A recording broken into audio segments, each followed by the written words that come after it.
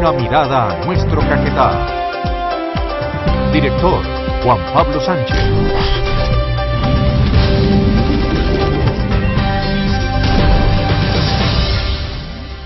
Hola, ¿qué tal? Bienvenidos a Lente Regional, una mirada a nuestro Caquetá, espacio de opinión que hace parte del sistema informativo de Noticias TV5. En esta oportunidad, nuestro invitado es el ingeniero Eduardo Moya Contreras, actual contralor del departamento de Caquetá, quien fue elegido el pasado viernes por la Asamblea. Durante los próximos minutos vamos a conocer un poco más sobre su hoja de vida y también de las proyecciones que tiene en el ente de control durante los próximos 4 años. Bienvenidos.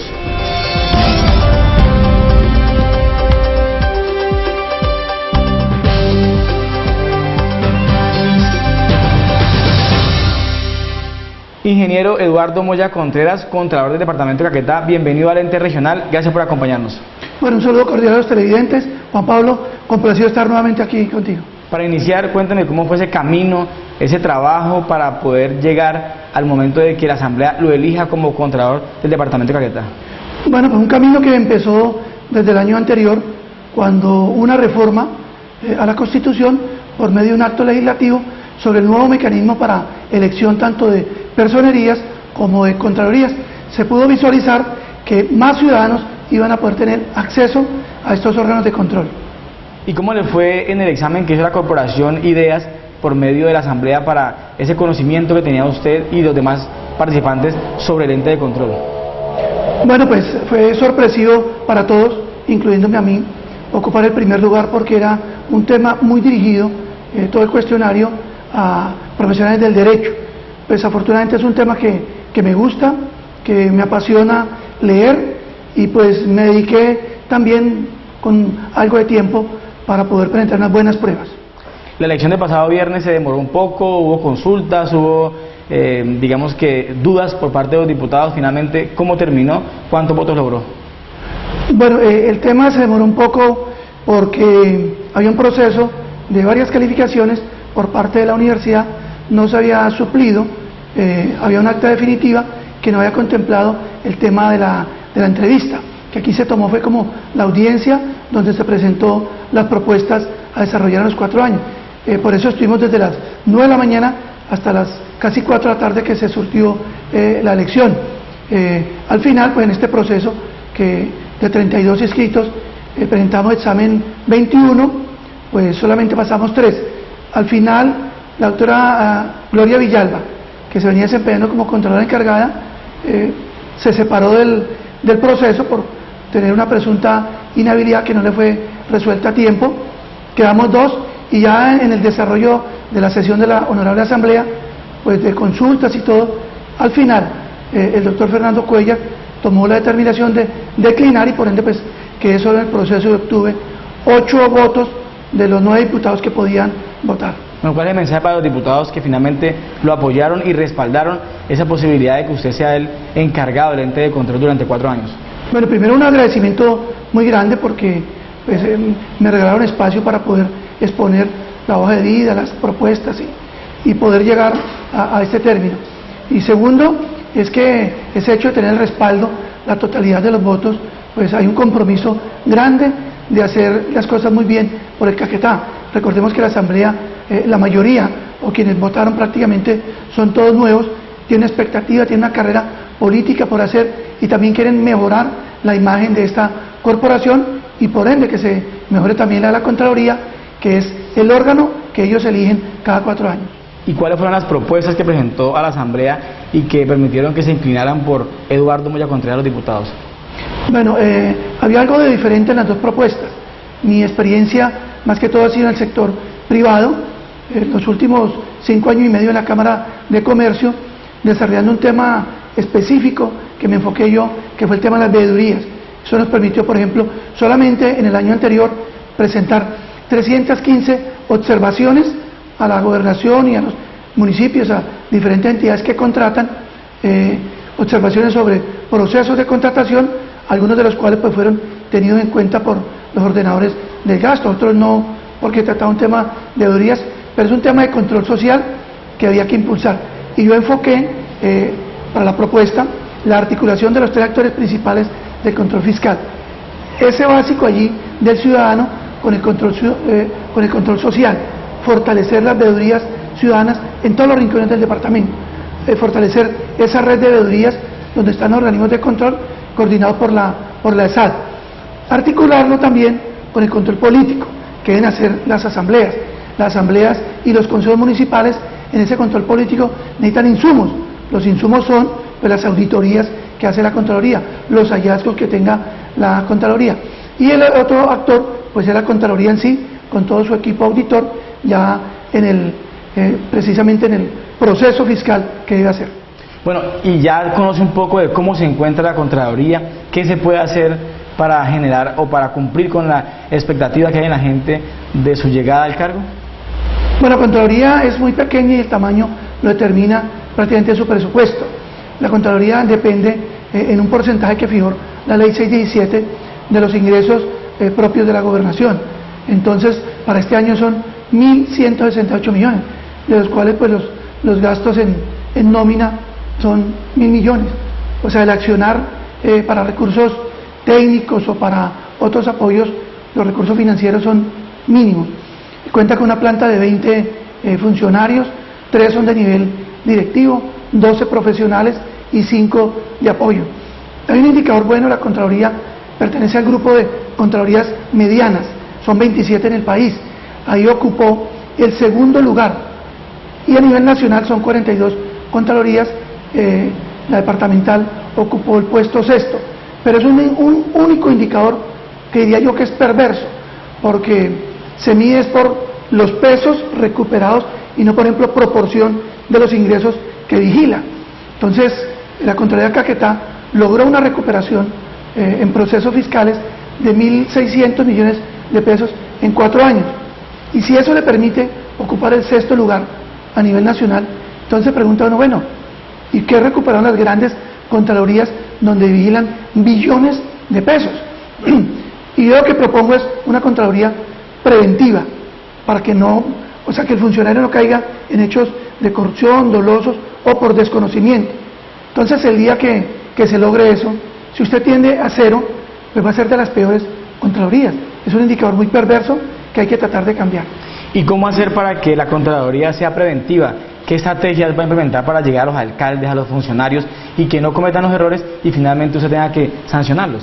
Mire, hay que darle mucha importancia al tema de las veedurías ciudadanas. Hay que empoderarlos, hay que decirles cómo hacer efectivas veedurías, no dejarse permear, que a veces lo hacen los administradores, los contratistas con unos fines particulares. Hay que empoderarlos dando buena información, pero también una buena capacitación y oportuna, porque es que resulta que las quejas llegan después que se hace un contrato, se termina, después de un año es que la gente dice, bueno, ¿cómo es que ahora nos dicen que nos hicieron un puente y ese puente no existe? O que hicieron una carretera y aquí no está. Entonces ya no es oportuno y los recursos ya prácticamente han desaparecido. ¿Y cómo hacer para que las investigaciones avancen y se den resultados? Porque finalmente la gente califica a un contralor por el resultado que entregue de las investigaciones y las sanciones que se puedan dar a los responsables. Pero fíjense que no son indicadores que se publican. Se pueden abrir en un año 50 procesos de responsabilidad fiscal, pero nunca se dice, bueno, terminaron en 2, 3. Generalmente se abren por cosas muy pequeñas, a veces que no justifica todo el desgaste de la Contraloría. Hace unos años el SAR Anticorrupción decía que en Caquetá había mucha corrupción, pero pocos corruptos. Esto debido a que no se sanciona, a que no hay investigaciones que lleguen a su feliz término. ¿Cuál es el compromiso suyo? Bueno, pues mire, yo veo que en la última administración, los 4 años del Contralor Espinosa, pues se logró una buena recuperación. Creo que es un buen indicador. Habría que mirar qué se hizo los periodos anteriores de los otros contralores, donde se hablaba de muchas investigaciones. Yo creo que a veces el tema de corrupción es un tema que se ha ido perdiendo el temor a la justicia, y por eso a nivel nacional se habla de impunidad en justicia, impunidad en los organismos de control, y ya lo último que vemos es que se pierde hasta el temor a Dios, para que la gente haga acciones dolosas con los recursos públicos. Eso es algo de conciencia, que el gran reto mío es tratar de lograr conciencia desde los administradores de recursos pocos, como son las instituciones educativas, hasta las alcaldías y la gobernación. Crear una conciencia por defensa de lo público, crear ese temor que hay que tener tanto a los organismos de control como a la misma justicia divina. ¿Cuál es el mensaje que se le da a esas personas que están investigadas, que están, digamos que en la lupa de la Contraloría, que se acerquen, que busquen la posibilidad de mostrar sus pruebas para que no sean investigados? Yo creo que esto es muy importante lo que usted dice, Juan Pablo. Aquí no podemos, por ejemplo, llegar a tener muchas investigaciones porque no tenemos toda la gente, sino tenemos que mirar a qué es lo que nos vamos a enfocar, al tema preventivo, de capacitación, de acompañamiento, pero en el tema sancionatorio y en el tema de recuperación de recursos hay que hacer lo que verdaderamente tenga impacto. No logramos nada con abrir muchos procesos si al final podemos, o desde el inicio, podemos ver que al final no va a ser positivo y va a haber mucho proceso archivado. Hay que ser más contundentes en eso para que los abogados que hacen las investigaciones pues también se dediquen a ser juiciosos, no abrir un gran número de investigaciones, no hacer una espectacularidad por los medios de comunicación, porque ahí yo le pedí al favor a los medios es contrólenlo. Bueno, abrieron 50 procesos este año, ¿en qué terminaron? Porque hay que esperar 5 años y al final está la carrera como cómo lo cerramos, sancionamos, no sancionamos, los archivamos, porque se nos van a vencer los términos de prescripción. Bueno, los alcaldes, los funcionarios, los exalcaldes seguramente ven en el Contralor como la persona a la que tienen miedo, a la que tienen temor. ¿Cuál es el mensaje para ellos que finalmente son los que son investigados o sancionados en un momento dado por la Contraloría? Precisamente esto pasó en la etapa previa a esta elección. El hecho de, en los últimos 5 años, el ejercicio de control social con veeduría desde la Cámara de Comercio generó un temor en todos esos sujetos de vigilancia, sobre todo en los funcionarios.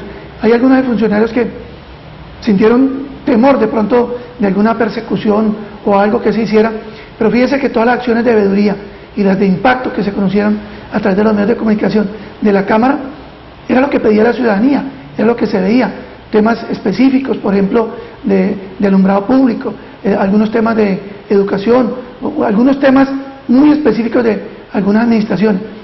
No es esta próxima Contraloría una Contraloría dedicada a perseguir a la gente. Aquí vamos a guardar un gran respeto por lo color político, por los cultos religiosos, por cualquier tipo de situación que pueda ser discriminado. No va a haber una persecución.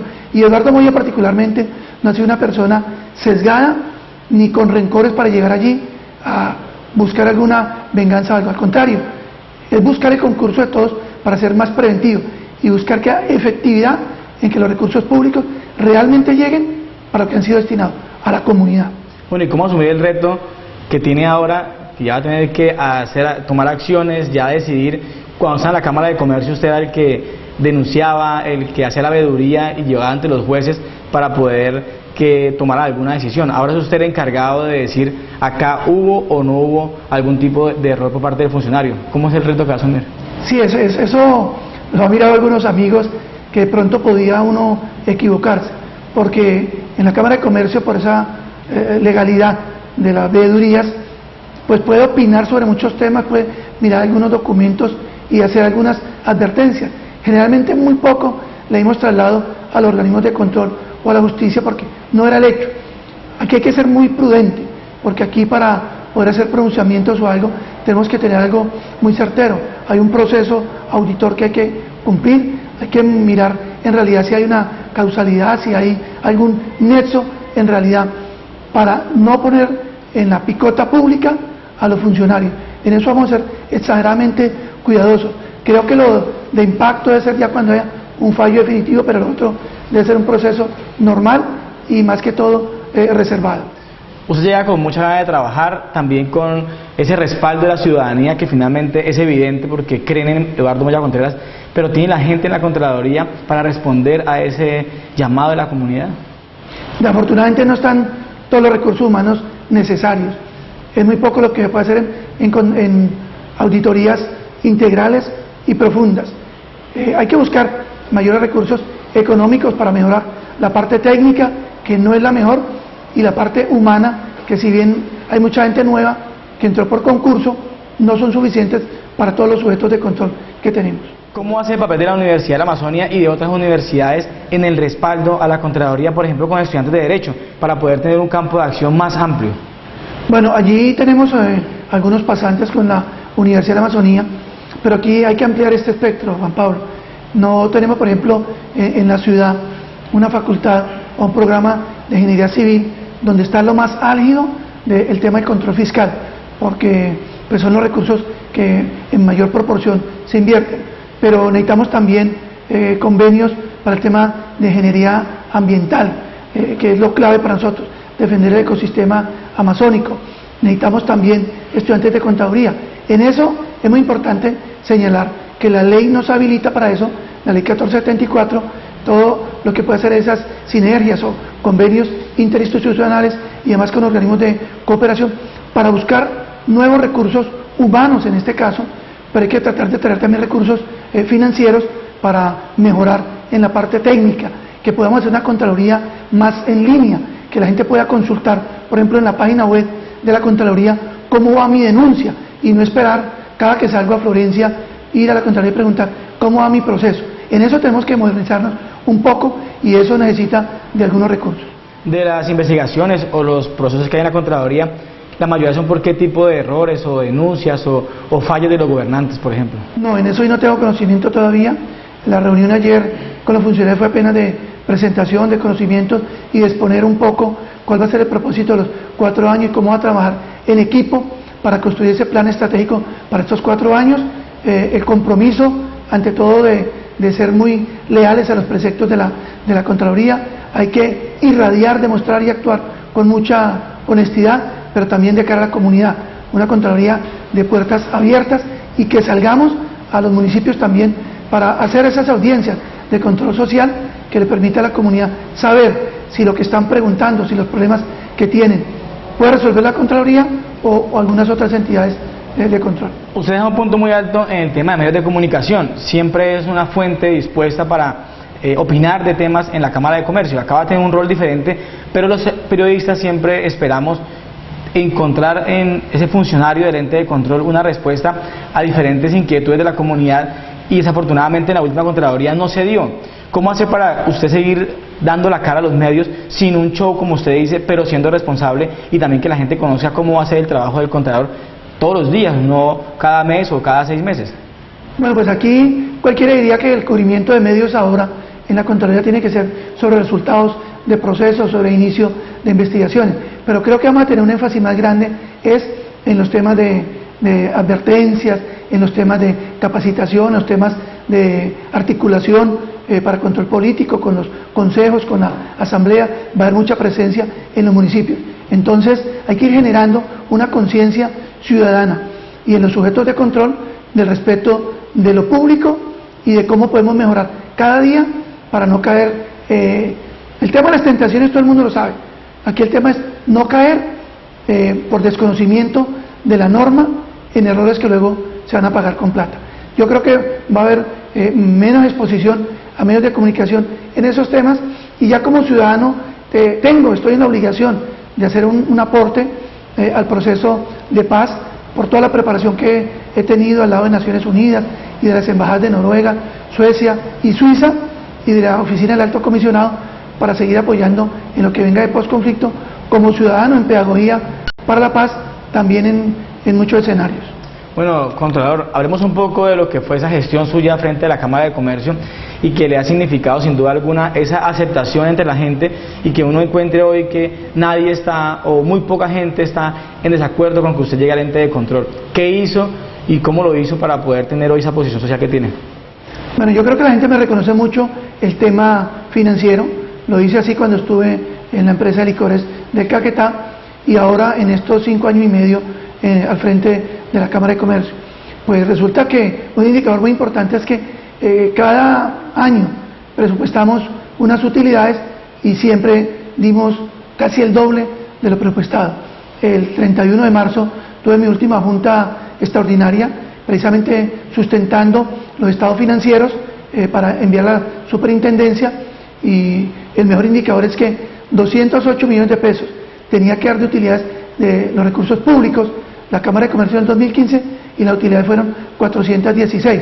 Desafortunadamente en lo privado, que es el 5% de los ingresos de los 3.200 millones de la Cámara, pues por segundo año consecutivo hay unas pérdidas, pues por algunas multas que tuvimos y también por la entrada en vigencia de las normas internacionales contables y financieras, que nos obligó a castigar una cartera y hacer algunas provisiones.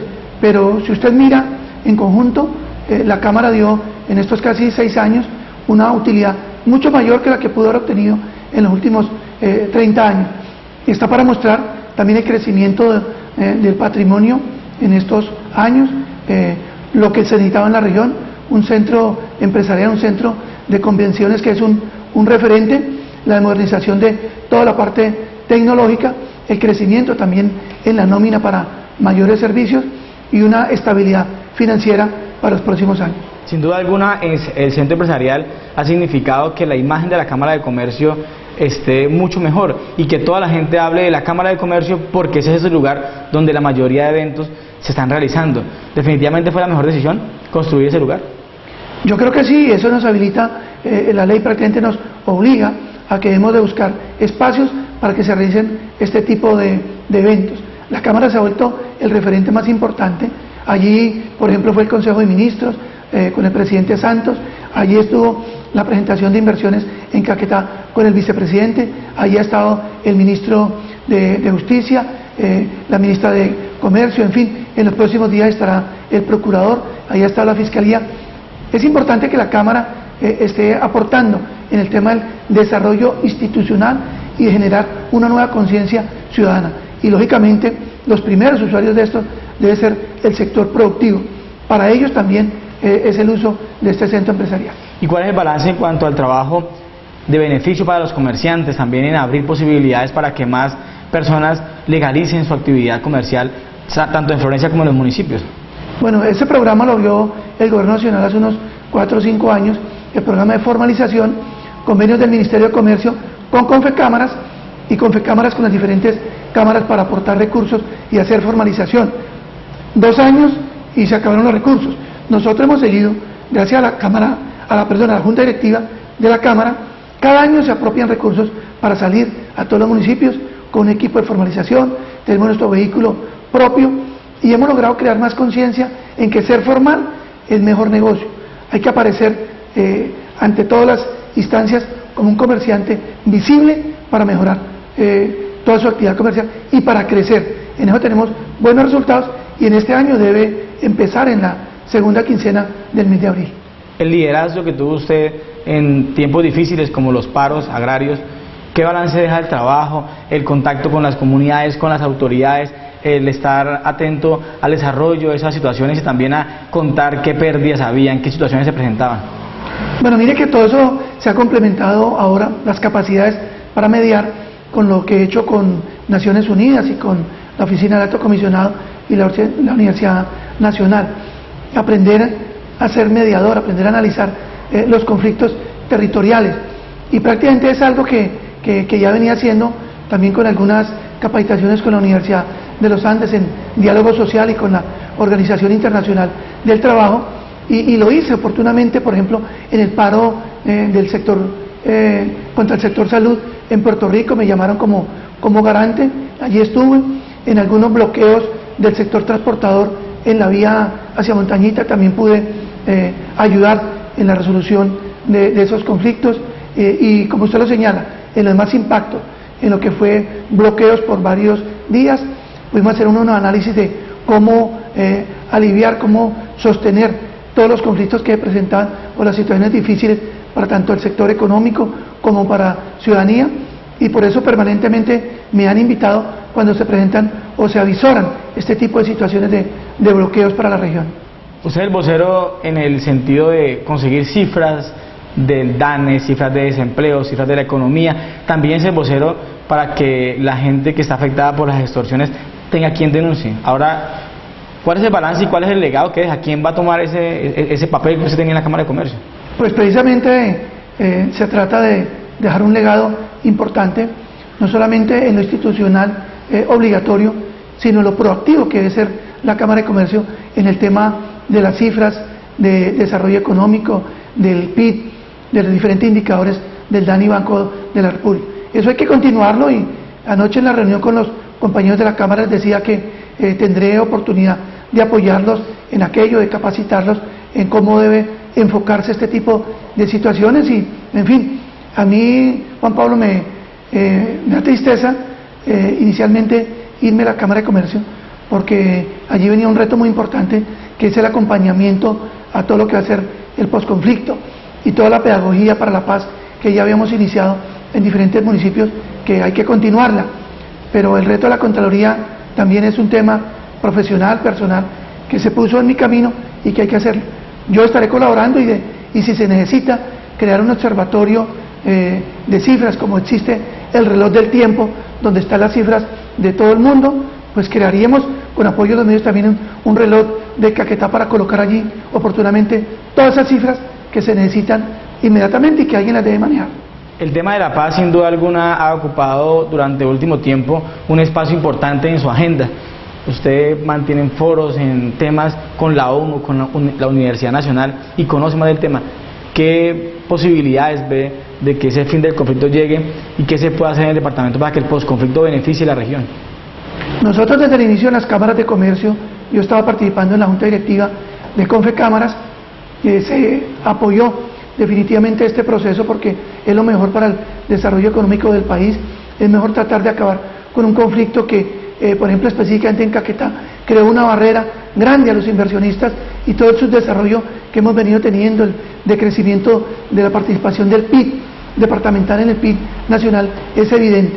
Nosotros creemos en que la salida debe ser así, negociada a este conflicto, que va a ser muy difícil poner de acuerdo a todos los actores, pero cada uno debe aportar dentro de lo posible.